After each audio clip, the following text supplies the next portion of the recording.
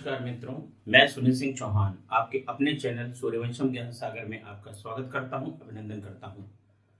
और रात 8 बजे की सीरीज में हम आपके लिए लेकर के आए हैं कुछ महत्वपूर्ण प्रश्न। आइए देखते हैं।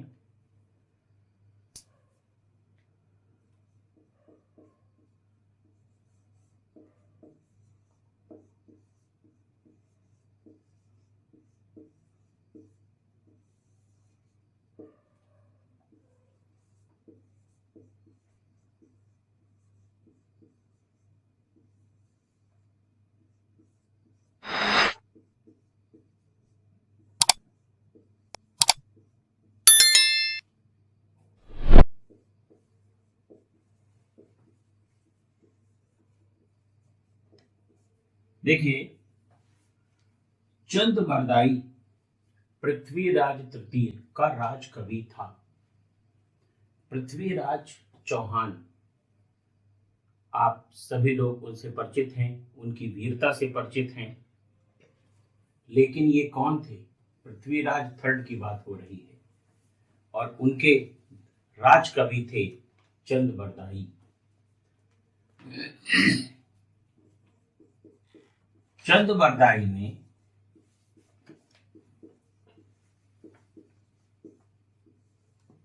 ने रचना की थी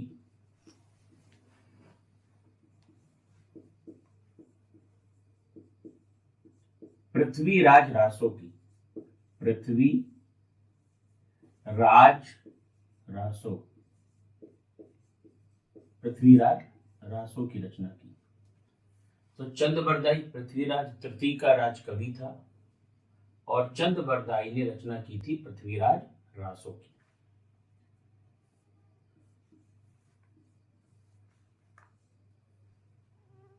देखिए, महोदया, महोदया ये प्राचीन नाम है, प्राचीन नाम है कन्नौज का। महोदया कन्नौज का प्राचीन नाम है। देखिए,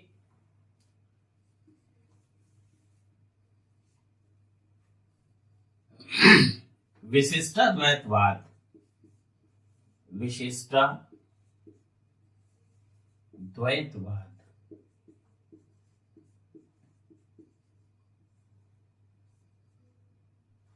विशिष्टाद्वैतवाद ये मत है रामानुजाचार्य का। रामानुजाचार्य,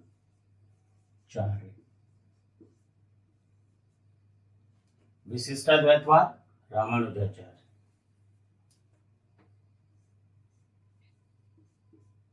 अब देखिए, बुंदेलखंड का प्राचीन नाम, बुंदेलखंड का प्राचीन नाम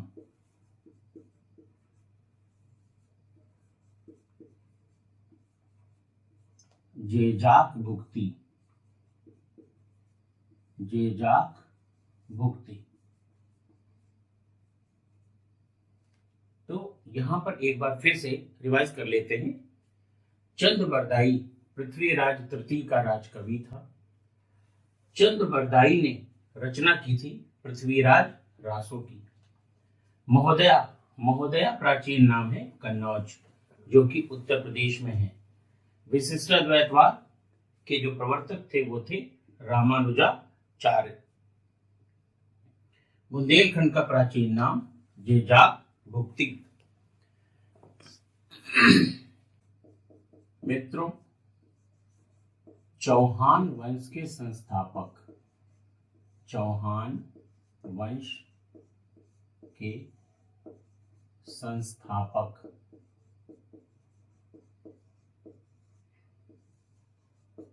ये थे मित्र वासुदेव, वासुदेव।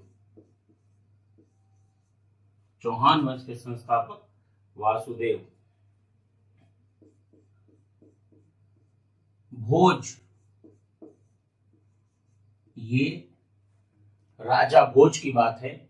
भोज ने कविराज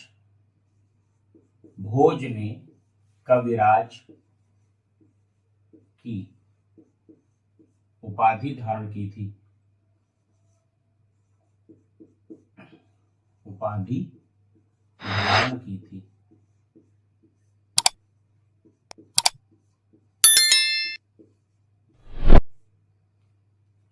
तो वही राजा भोज जो सरस्वती जी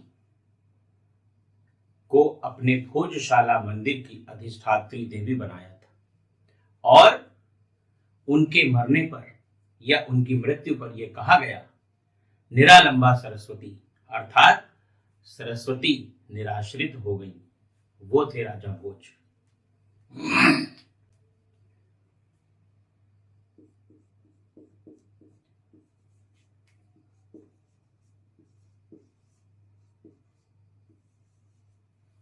चंद्रगुप्त द्वितीय या विक्रमादित्य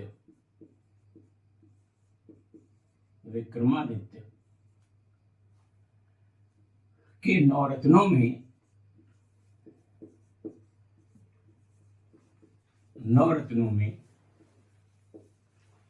छपणक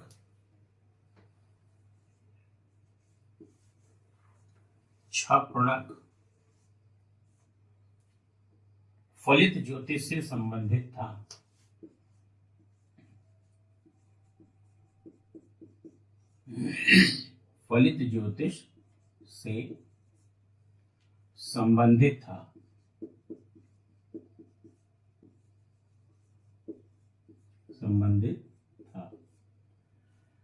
देखिए, चंद्रगुप्त विक्रमादित्य के नवरत्नों में छपणक जो था, ये किससे संबंधित था? फलित ज्योतिष से संबंधित था।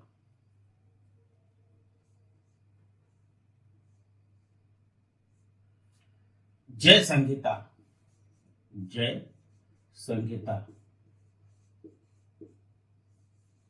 आप लोग जानते हैं मित्रों, जय संहिता ये किससे संबंधित है? महाभारत। जय संहिता कहा जाता था पहले महाभारत को।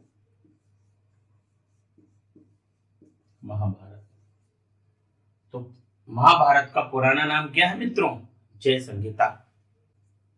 देखिए, हुमायूं,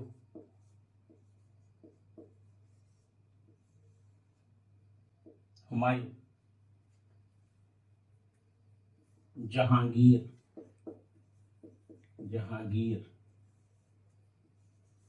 अकबर।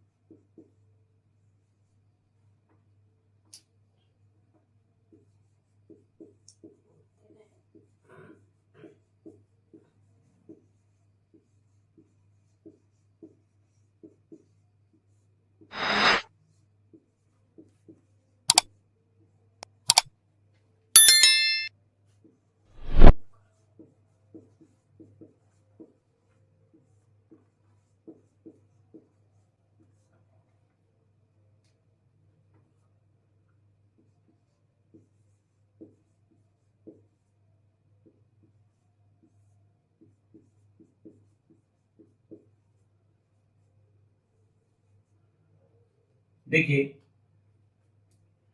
हुमायूं अब्दुल समद सिराजी और मीर सैयद अली को अपने साथ लाया था। जब वो दोबारा भारत में आया तब वो इन चित्रकारों को, अब्दुल समद सिराजी और मीर सैयद अली जुदाई को भारत लाया और ये अकबर के दरबार में भी रहे। अकबर की चित्रशाला का जो अध्यक्ष था या मैनेजिंग डायरेक्टर था, जो भी आप कह सकते हैं, वो था अब्दुल समद सिराजी। और उसके साथ एक और बेहतरीन चित्रकार था, वो था मीर सैयद अली जुदाई।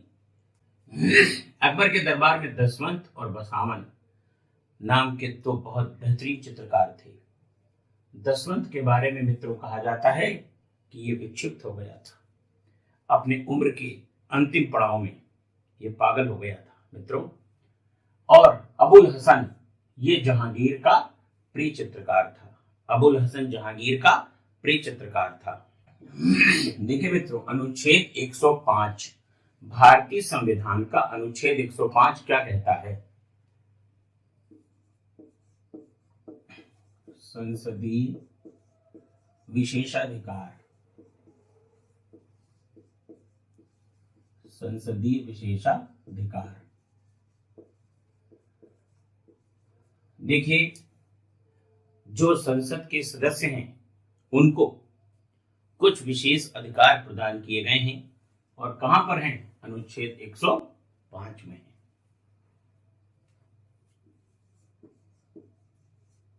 अनुच्छेद 368 संविधान संशोधन की प्रक्रिया, संविधान संशोधन की प्रक्रिया। देखिए मित्रों, भारतीय संविधान कठोर और लचीले का संगम है और संविधान में संशोधन की भी गुंजाइश है और ये संशोधन अनुच्छेद 368 के तहत किया जाता है।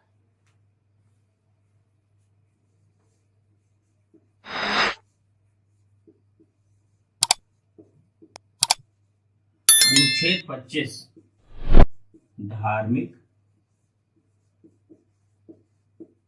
स्वतंत्रता।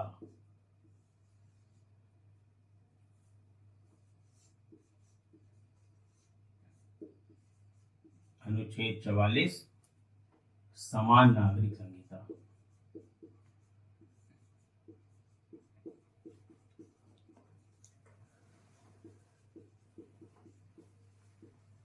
समान नागरिक संहिता। अनुच्छेद 50, अनुच्छेद 50। देखिए, अनुच्छेद 50 सर्वोच्च न्यायालय का कार्यपालिका से पृथक्करण। तो अनुच्छेद 105 संसदीय विशेषाधिकार, अनुच्छेद 368 संविधान संशोधन की प्रक्रिया, अनुच्छेद 25 धार्मिक स्वतंत्रता, अनुच्छेद 44 समान नागरिक संहिता, अनुच्छेद 50 सर्वोच्च न्यायालय का कार्यपालिका से पृथक्करण। तो चाहे न्यायपालिका का कार्यपालिका से पृथक्करण आ जाए और चाहे सर्वोच्च न्यायालय का कार्यपालिका से पृथक्करण आ जाए, एक ही चीज है मित्रों, ये आपके मूल अधिकार का भाग है और ये दोनों directive principle of the state policy के भाग हैं। देखिए मित्रों, अब आपको रोज शाम को 8 बजे महत्वपूर्ण प्रश्नों की एक बेहतरीन सीरीज मिलेगी और समीक्षा अधिकारी के लिए आपके लिए उपयोगी होगी। आप इसको देखते रहें और रिवाइज करते रहें मित्रों। बस आज के लिए इतना ही। नमस्कार मित्रों, मैं सुनील सिंह चौहान आपके अपने चैनल सूर्यवंशम ज्ञान सागर में आपका स्वागत करता हूं, अभिनंदन करता हूं। और आज महत्वपूर्ण प्रश्नों की जो सीरीज चल रही है, इसका दूसरा भाग है मित्रों। आइए ध्यान दें।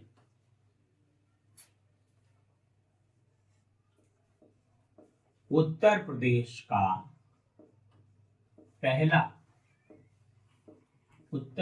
का पहला पक्षी विहार, उत्तर प्रदेश का पहला पक्षी विहार।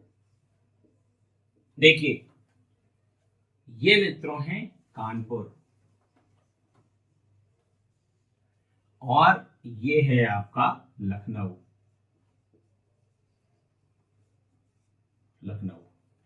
और यहां पर बीच में ये पड़ता है चंद्रशेखर आजाद पक्षी विहार। चंद्रशेखर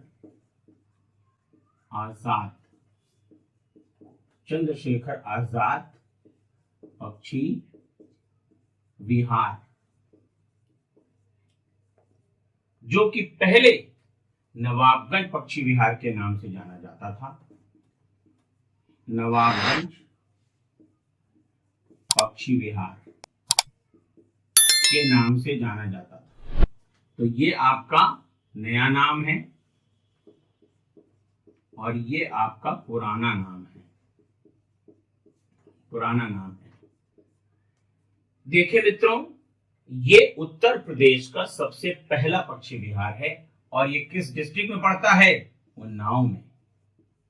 उन्नाव। तो उत्तर प्रदेश का पहला पक्षी विहार कानपुर लखनऊ मार्ग पर पड़ता है, उन्नाव डिस्ट्रिक्ट में, चंद्रशेखर आजाद पक्षी विहार।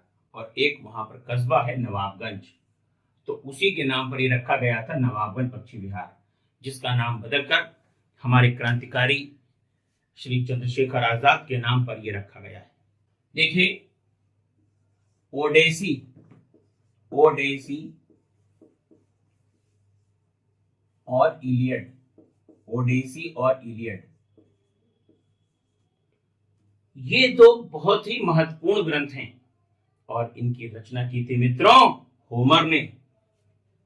होमर, ओडेसी और इलियड की जो रचना की वो होमर ने की थी। ओडेसी और इलियड की रचना की थी होमर ने। दश कुमार चरितम, दश कुमार चरितम, दस कुमार चरितम की रचना की मित्रों दंडिन ने। दंडिन, इनको कभी कभी दंडी लिख करके भी पेपर में आ जाता है, तो आपको परेशान नहीं होना है मित्रों। तो ओडेसी और इलियड की रचना किसने करी? होमर ने। दश कुमार चरितम की रचना किसने करी? दंडिन ने की थी। राष्ट्रीय विकास परिषद, राष्ट्रीय विकास परिषद का जो गठन हुआ मित्रों 6 अगस्त 1952 को, 6 अगस्त 1952। राष्ट्रीय विकास परिषद के जो अध्यक्ष होते हैं वो होते हैं प्रधानमंत्री। राष्ट्रीय विकास परिषद के अध्यक्ष भारत के पदेन प्रधानमंत्री, भारत के पदेन प्रधानमंत्री होते हैं।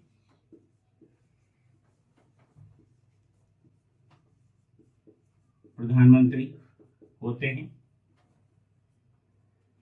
सभी राज्यों के मुख्यमंत्री, सभी राज्यों के मुख्यमंत्री,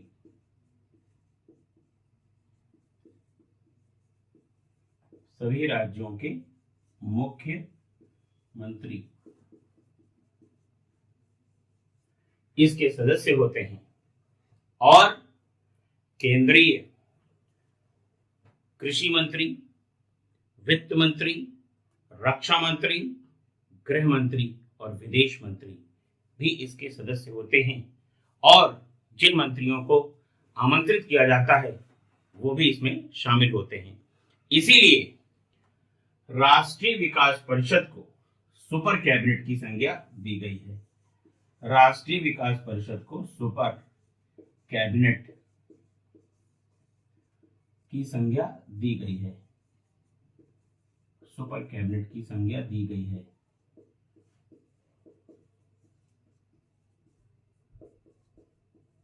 दी गई है। राष्ट्रीय विकास परिषद को सुपर कैबिनेट की संज्ञा दी गई है। तो ओडेसी और इलियड किसकी रचना है? होमर की। दश कुमार चरितम दंडिन। राष्ट्रीय विकास परिषद, इसको शॉर्ट में कहा जाता है NDC, NDC, national development council. इसके अध्यक्ष होंगे भारत के पदेन प्रधानमंत्री। सभी राज्यों के मुख्यमंत्री इसमें शामिल होंगे। सुपर कैबिनेट की संज्ञा भी राष्ट्रीय विकास परिषद को दी गई है। यहाँ पर मित्रों मैं आपको ये बताना चाहता हूँ कि जो महत्वपूर्ण प्रश्नों की ये सीरीज है, इसमें जीएस के सभी पार्ट एक साथ कवर होंगे ताकि आपका कॉन्फिडेंस बना रहे, आप एक ही सब्जेक्ट को पढ़ करके बोर ना हो और ये न लगे कि ये छूट रहा है या ये सब्जेक्ट छूट रहा है। इसलिए मित्रों ये जो वीडियो रात 8 बजे आपको मिलता है, ये आपको सभी टॉपिक पर एक बार में ही पहुंचा देता है। मित्रों, लोकसभा की कितनी सीटें उत्तर प्रदेश में? लोकसभा की जो सीटें हैं वो हैं 80। उत्तर प्रदेश में लोकसभा की सीटें मित्रों कितने हैं? 80। अगर यही हम बात कर लें बिहार में कितनी है? बिहार में लोकसभा सीटें, बिहार में लोकसभा सीटें मित्रों 40। बिहार में लोकसभा सीटें कितनी हैं? 40 हैं। अब देखिए मध्य प्रदेश, मध्य प्रदेश में जो लोकसभा सीट है वो है मित्रों आपकी 29। देखिए मित्रों, राजस्थान में जो लोकसभा सीटें हैं मित्रों 25। देखिए मित्रों, ये मैचिंग में पूछी जाती हैं, जोड़े में। तो उत्तर प्रदेश में लोकसभा सीटें कितनी हैं? 80 हैं। बिहार में कितनी हैं? 40 हैं। मध्य प्रदेश में लोकसभा सीटें 29 और राजस्थान में 25। ये जो सीटों का निर्धारण किया गया है वो वर्ष 1971 की जनगणना के आधार पर है। 71 की जनगणना के आधार पर है, आधार पर है। देखिए मित्रों, लोकसभा सीटों की संख्या में परिवर्तन नहीं किया जा सकता। उसके लिए वर्ष क्या है? 2026। 2026 तक लोकसभा और राज्यों की विधानसभा में कोई परिवर्तन नहीं किया जाएगा, यह आप ध्यान रखिएगा। नई संसद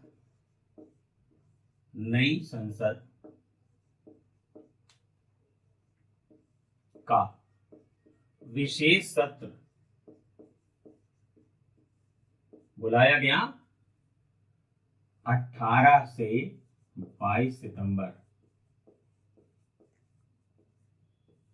2023 को। तो नई संसद का जो पहला सत्र था वो कैसा था? विशेष सत्र था। कब बुलाया गया? 18 से 22 सितंबर 2023 में। और यहां पर 19 सितंबर को क्या किया गया? नारी शक्ति वंदन विधेयक लाया गया, जो कि 106वां संविधान संशोधन अधिनियम बना, जो कि 106वां संविधान संशोधन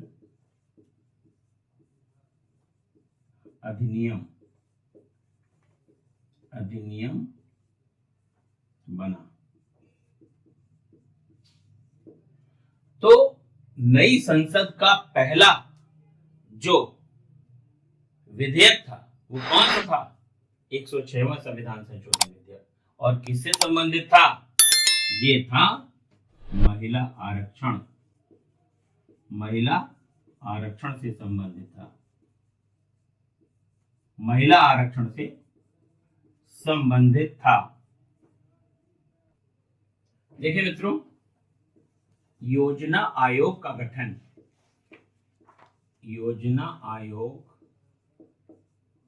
गठन ये हुआ था स्वतंत्रता के बाद 15 मार्च 1950 को। और केसी नियोगी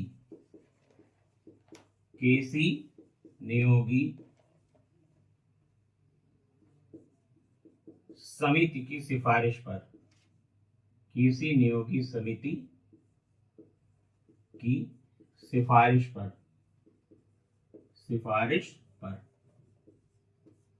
योजना आयोग के अध्यक्ष कौन होते थे? योजना आयोग के अध्यक्ष जो होते थे वो भारत के पदेन प्रधानमंत्री होते थे। भारत के पदेन प्रधानमंत्री होते थे।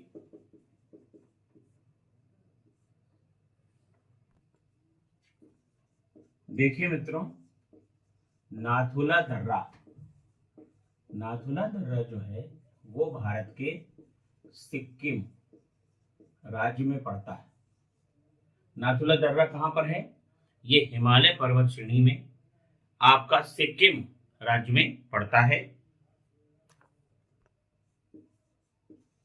देखिए मित्रों, वर्ष 1962 में इसको बंद कर दिया गया था। इससे भारत और चीन के बीच व्यापार होता था। नाथुला दर्रा से भारत और चीन के बीच व्यापार होता था, आवागमन का एक साधन था। लेकिन 1962 में जब भारत और चीन का युद्ध हुआ, उस समय तत्कालीन प्रधानमंत्री श्री जवाहरलाल नेहरू ने इसको बंद करवा दिया। अब वर्ष 2006 44 वर्षों बाद जब प्रधानमंत्री थे डॉक्टर मनमोहन सिंह, तब इसे पुनः खोला गया। 44 वर्षों बाद खोला गया और 1962 में इसको बंद किया गया था। तो आपसे पूछा जा सकता है कि नाथुला दर्रा को कब बंद किया गया? तो 1962 में। नाथुला दर्रा को खोला कब गया? ये 44 वर्षों बाद खोला गया 2006 में। लोक सेवा आयोग की परीक्षा में नाथुला दर्रा बहुत इंपॉर्टेंट है। तो नाथुला दर्रा मित्रों कहां पर है? सिक्किम राज्य में है। शांत घाटी या जिसको आप इंग्लिश में कह सकते हैं साइलेंट वैली, ये कहां पर है? पश्चिमी घाट में।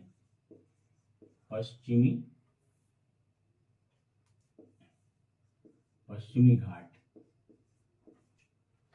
देखिए, एक तरफ भारत में आपका पश्चिमी घाट है और दूसरी तरफ पूर्वी घाट है।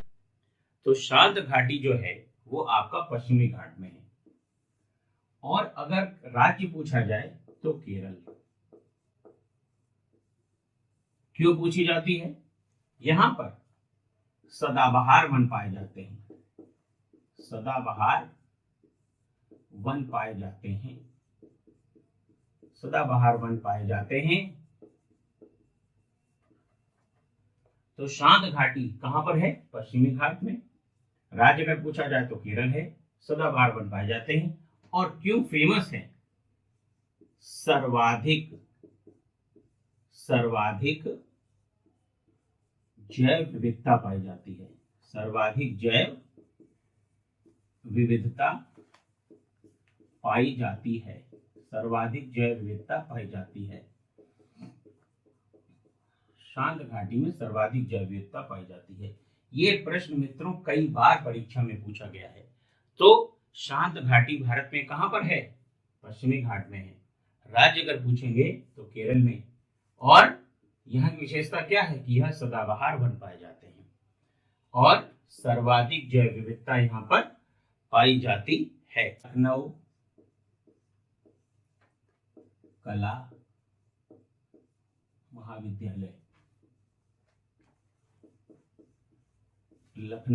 महाविद्यालय। देखिए, इसका जो स्थापना वर्ष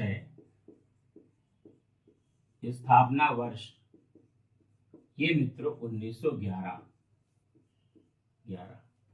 और इसके जो पहले प्राचार्य थे, प्रथम प्राचार्य, वो थे एक अंग्रेज, नाथानियल हर्ड। अब यहां पे मित्रों बात आती है कि प्रथम भारतीय प्राचार्य। तो प्रथम भारतीय प्राचार्य थे असित कुमार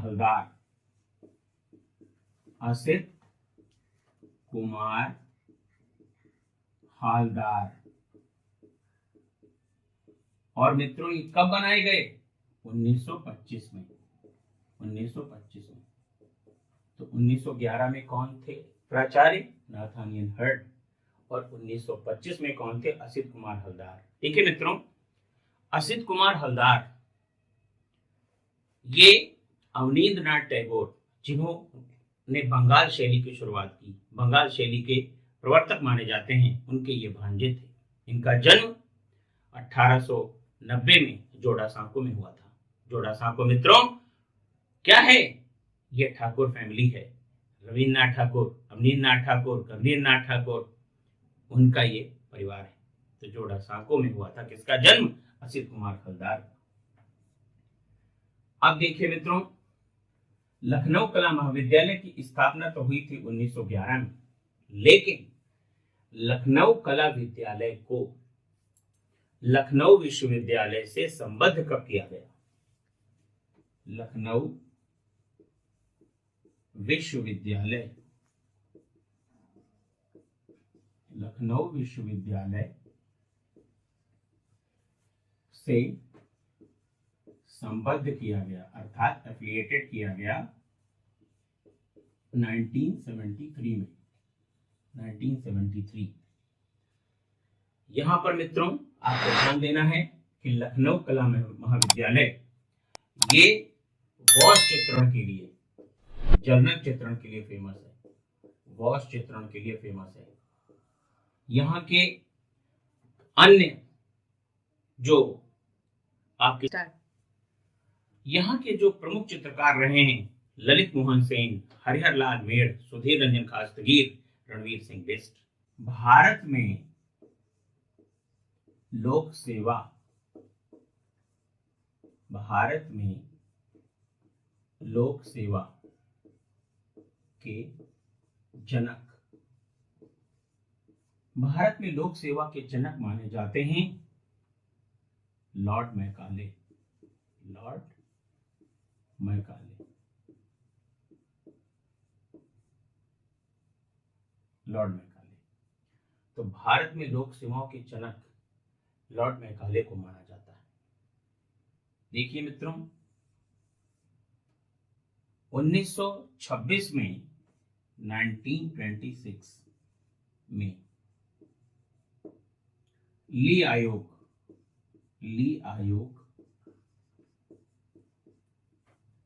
की संस्तुति पर, ले आयोग की संस्तुति पर लोक सेवा आयोग का गठन किया गया था। लोक सेवा आयोग का गठन किया गया था। लोक सेवा आयोग का गठन किया गया। तो भारत में लोक सेवाओं का जो जनक है वो लॉर्ड मैकाले को माना जाता है। वही लॉर्ड मैकाले जो कि अंग्रेजी शिक्षा के प्रबल समर्थक थे। 1926 में ली आयोग की संस्तुति पर लोक सेवा आयोग का गठन किया। देखिए मित्रों, समीक्षा अधिकारी के लिए एक विशेष सीरीज चुने हुए प्रश्नों के लिए हम आपके लिए लेकर के आए हैं, और जिस तरीके से मोती पिरोया जाता है उस तरीके से एक एक प्रश्न हम आपके लिए लेकर के आए हैं। और आप विश्वास मानिए, जिस दिन आप परीक्षा दे करके आएंगे हमें जरूर याद करेंगे। बस आज के लिए इतना ही। नमस्कार मित्रों, मैं सुनील सिंह चौहान और आप देख रहे हैं अपने चैनल सूर्यवंशम ज्ञान सागर पर महत्वपूर्ण प्रश्नों की एक विशेष सीरीज समीक्षा अधिकारी, सहायक समीक्षा अधिकारी और एपीएस के लिए। आइए ध्यान दें।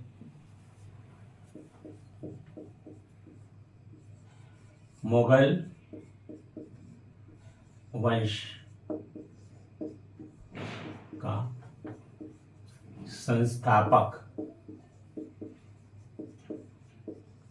मुगल वंश का संस्थापक मित्रों बाबर। देखिए, मुगल वंश का संस्थापक जो था वो था बाबर। इसने 21 अप्रैल 1526 पानीपत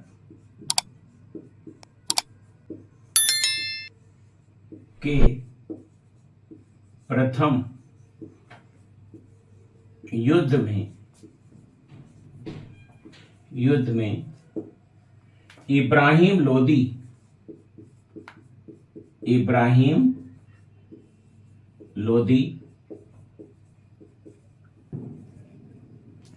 को पराजित करके, इब्राहिम लोदी को पराजित करके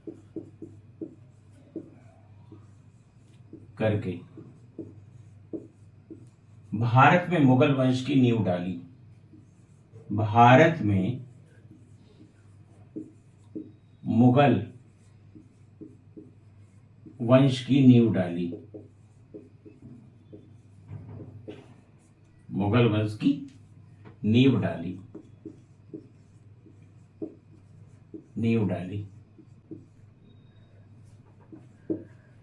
देखिए, बाबर उद्यान विद्या में बहुत ही निपुण था। बाबर उद्यान विद्या में बहुत निपुण था। ध्यान दीजिएगा, बाबर उद्यान विद्या में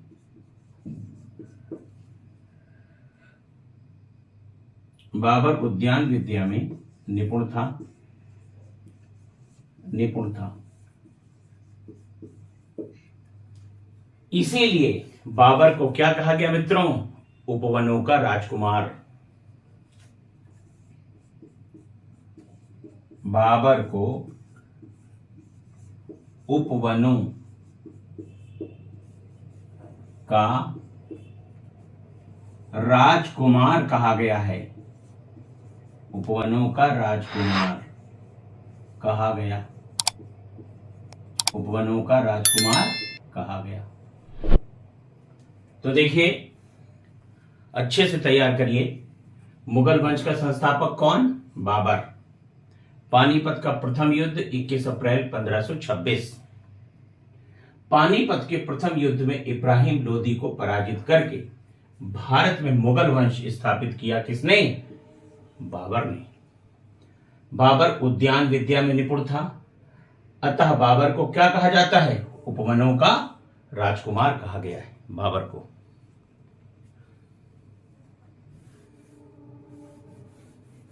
देखिए मित्रों, आप इस सीरीज को बहुत ही अच्छे ढंग से देखिए और एक नोट्स बनाइए और उसका भली भांति रिवीजन कीजिए।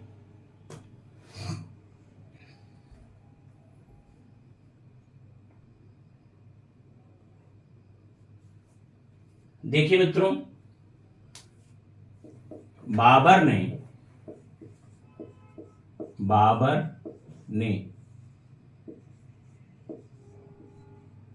खानवा के युद्ध में, बाबर ने खानवा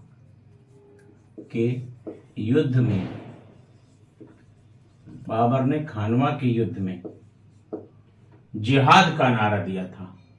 जिहाद।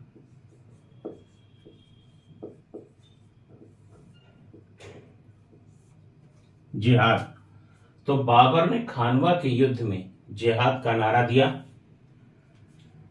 खानवा का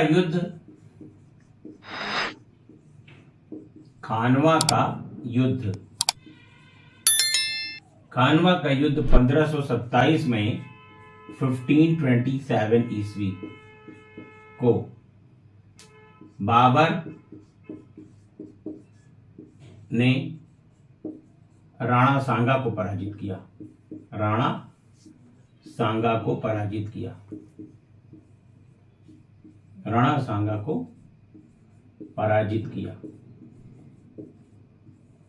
किया। देखिए, बाबर एक बहुत अच्छा प्रशासक नहीं था, लेकिन एक कुशल योद्धा था। बाबर की ताकत के बारे में मित्रों कहा जाता है कि वो 100 किलो का व्यक्ति एक तरफ और 100 किलो का व्यक्ति एक तरफ अपनी दोनों बाजुओं में दबाकर और किले की 9 इंच मोटी दीवार पर दौड़ता था। ऐसा इतिहासकारों ने लिखा है मित्रों। आगे ध्यान दीजिए।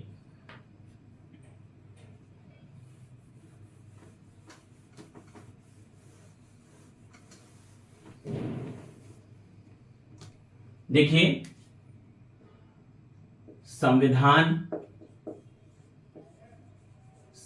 संविधान का अनुच्छेद संविधान का अनुच्छेद 266, संविधान का अनुच्छेद 266 ये भारत की संचित निधि से संबंधित है।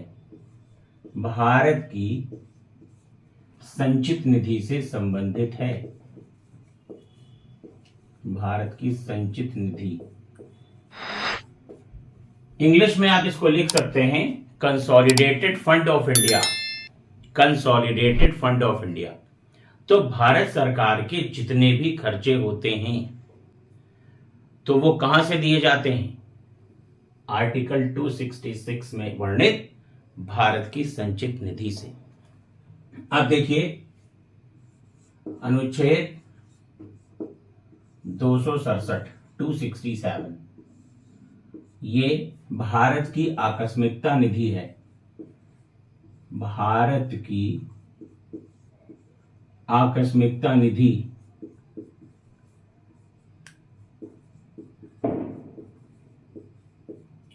भारत की आकस्मिकता निधि। देखिए, कंटीजेंसी फंड ऑफ इंडिया, तो संचित निधि के लिए आपका आर्टिकल 266, आकस्मिकता निधि के लिए 267। जो संचित निधि है इसके लिए कंसोलिडेटेड फंड ऑफ इंडिया और आकस्मिकता निधि के लिए कंटीजेंसी फंड ऑफ इंडिया।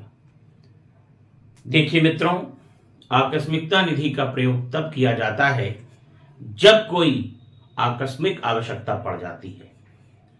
ऐसी स्थिति में सरकार आकस्मिकता निधि के धन को उपयोग में लाकर तत्काल आर्थिक सहायता करती है।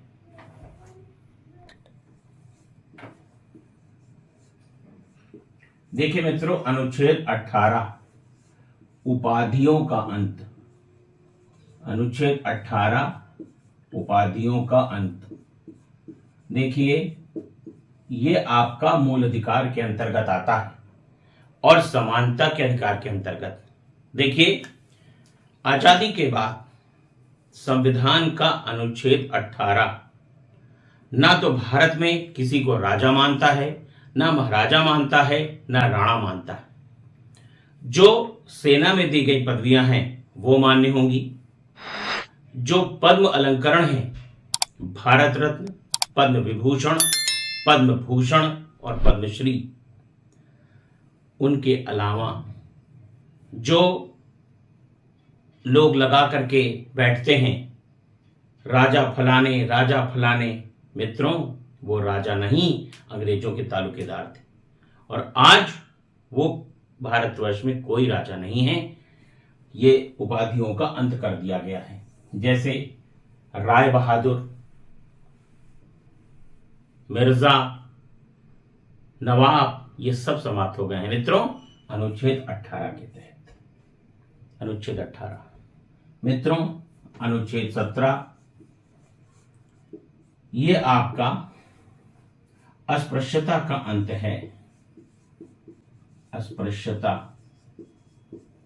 अस्पृश्यता का अंत। अनुच्छेद 17 एक ऐसा हथियार है जिससे समाज में अस्पृश्यता को दूर किया गया है। मित्रों, यही वो अनुच्छेद है जिससे आज दलित वर्ग को जमीन पर नहीं बैठना पड़ता। छुआछूत की मनाही की गई है। आज हर व्यक्ति इस बात को जानता है कि अगर हमने अस्पृश्यता को बढ़ावा दिया तो अनुच्छेद 17 के तहत मूल अधिकारों का हनन होगा। तो अनुच्छेद 18 मित्रों उपाधियों का अंत, अनुच्छेद 17 अस्पृश्यता का अंत। आर्टिकल 23 क्या है? अनुच्छेद 23 बलात् श्रम का निषेध। बलात् श्रम का निषेध, बलात् श्रम का निषेध किया गया है।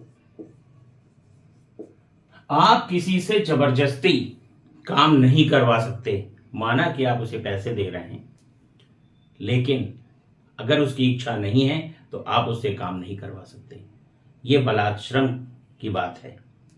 दूसरा, बेगार प्रथा, इसी में आता है बेगार प्रथा। बेगार प्रथा, देखिए बेगार प्रथा का मतलब क्या है? बेगार प्रथा का मतलब है कि फ्री में काम करवा लेना और फिर उसको पैसे न देना। तो काम करवा के पैसे ना देना, ये बेगार प्रथा है। देखिए मित्रों, प्राचीन समय में होता क्या था कि गांव के जो लंबरदार थे, बैठे हुए हैं चारपाई डाल करके, 8-10 लोग उनकी सेवा में लगे हुए हैं। अब कोई निकला बगल से, घर के बगल से, ए फलाने चले आना इधर। हाँ मालिक, जरा बैलों को पानी पिला लाओ। अब साहब वो बैलों को पानी पिला लाया। अब जरा भैंसों को भी पिला लाना। भैंसों ने भी पी ली। अब लंबरदार के यहाँ 30-30 जानवर बंधा हुआ है। अब उसने मित्रों 2 घंटे पानी पिलाया। और मालूम है मित्रों, जब उसने इच्छा जाहिर करी कुछ पारिश्रमिक की, तो क्या कहा? शाम को बबूल काट लेना जा करके, क्योंकि पहले तो चूल्हे में ही रोटी बनती थी, उसके लिए तो लकड़ी ही बहुत थी। और जहां पर उसको बताया गया था कि जा करके आप लकड़ी काट लीजिएगा, वहां पर बबूल की मोटाई मित्रों इस उंगली के बराबर ही थी। अब आप जरा सोचिए कितना बड़ा मजाक है। इसी बेगार प्रथा को समाप्त करने के लिए अनुच्छेद 23 का सहारा लिया गया। आज भारतवर्ष में बलात् श्रम का निषेध है। आप विश्वास मानिए, ये दिवाली का मौसम आ रहा है, धान कट रहा है, और जब मालिक कहता है कि मित्रों आप पूरी रास को बना करके, उसा करके, और तब आप मेला देखने जाएंगे, तो धान पीटे गए। आपको मालूम है धान रात में पीटा जाता है, वरना सुबह सूर्य की गर्मी में वो काटने लगता है, चुभने लगता है। मित्रों, अगर गांव के बगल में कोई मेला है, आप विश्वास मानिए पूरी पूरी धान की फसल नष्ट हो जाए, आप मजदूरों को रोक नहीं सकते। ये हिंदुस्तान है। हिंदुस्तान एक बहुलवादी देश है और रंग बिरंगी फूलों की बगिया भी है। बहुलवाद क्या होता है? प्लुरलिज्म होता है। क्यों? यहां पर अनेक जातियां, अनेक धर्म, अनेक भाषाएं और अनेक संस्कृति के लोग एक साथ घुल मिल कर रहते हैं। तो आपने मित्रों देखा, आर्टिकल 23 ये बलात् श्रम का निषेध करता है। अब देखिए मित्रों, अनुच्छेद 60, राष्ट्रपति द्वारा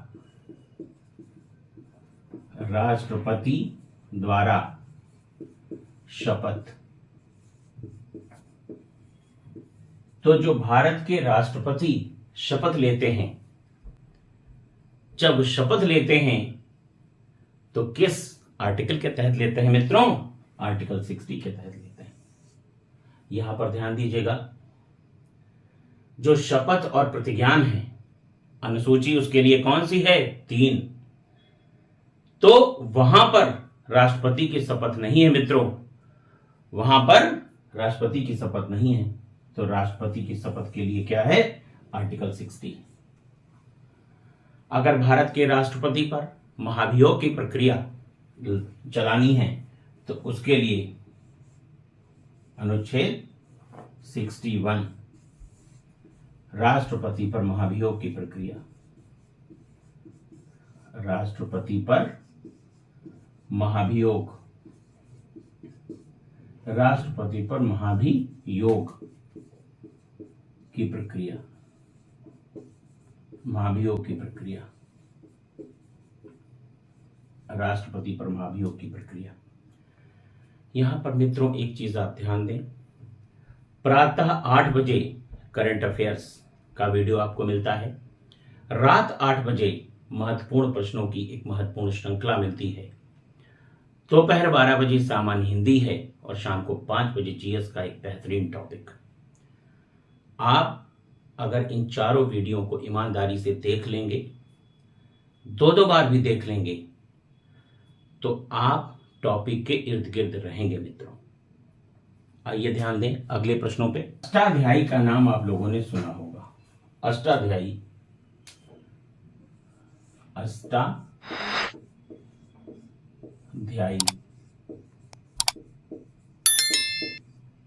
अष्टाध्यायी के लेखक हैं पाणिनि।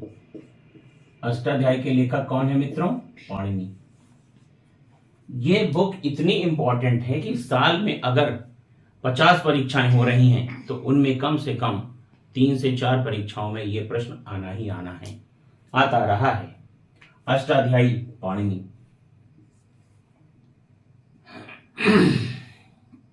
अब जरा ध्यान दें, सांख्य दर्शन, सांख्य दर्शन। तो सांख्य दर्शन के प्रवर्तक मित्रों कौन है?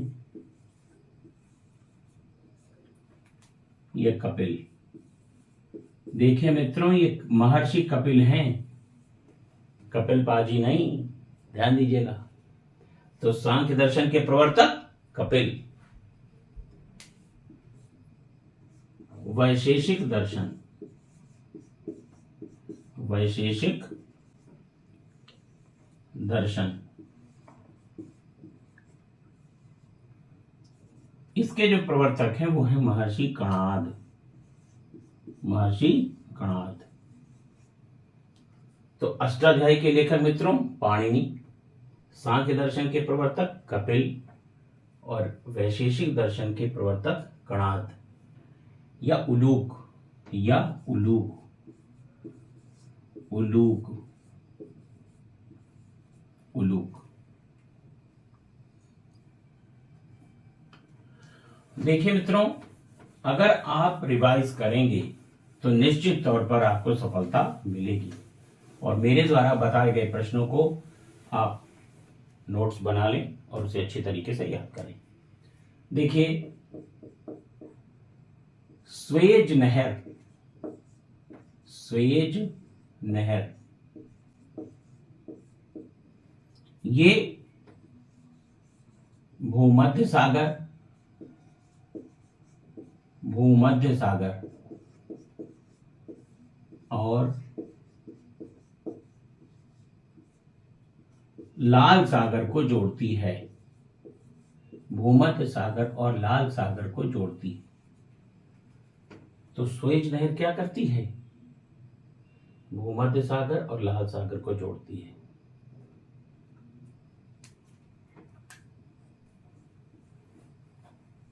देखिए मित्रों, यहां पर आपको ध्यान देना है, हरमुज जल संधि, हरमुज जल संधि, हरमुज जल संधि, ये आपका फारस की खाड़ी,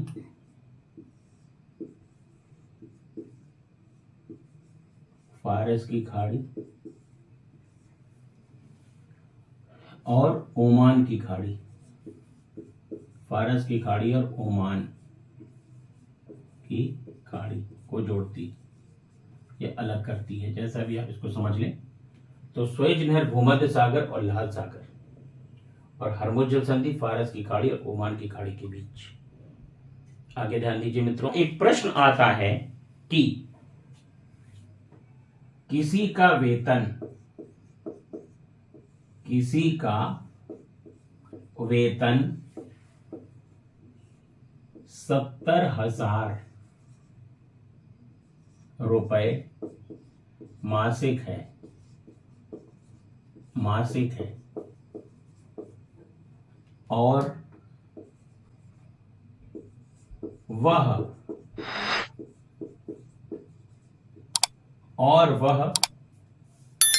20% 20% धन भोजन पर व्यय करता है, भोजन पर व्यय करता है,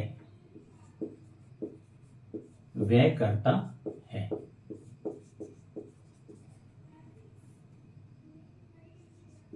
पाई चित्र में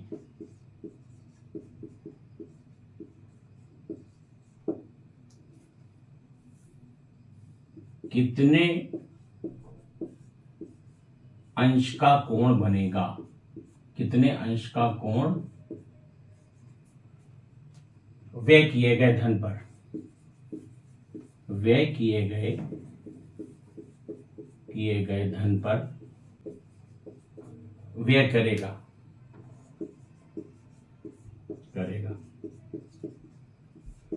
देखिए मित्रों, पहले इस प्रश्न को बहुत अच्छे से आप देख लें कि किसी का वेतन 70,000 रुपए मासिक है और वह 20% धन भोजन पर व्यय करता है, तो पाई चित्र में कितने अंश का व्यय किया जाएगा या कितने डिग्री का कोण व्यय किए गए धन पर, पाई चित्र में कितने अंश का कोण व्यय किए गए धन पर बनेगा, व्यय किए गए धन पर बनेगा, ये आपका प्रश्न है। तो देखिए मित्रों, 100% बराबर ये है आपका पाई, ठीक है मित्रों, और ये कितने का होता है, 360 डिग्री का।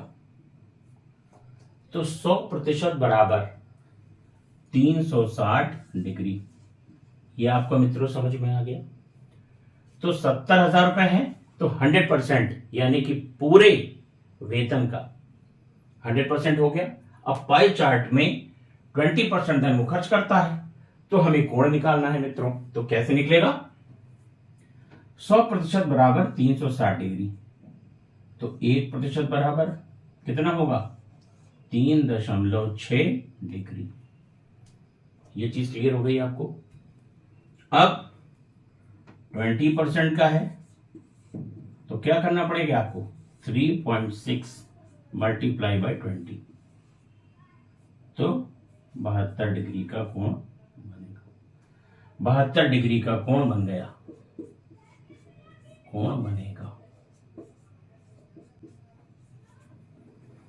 बहुत आसान है, उसमें आपसे चाहे जितना पूछ लिया जाए।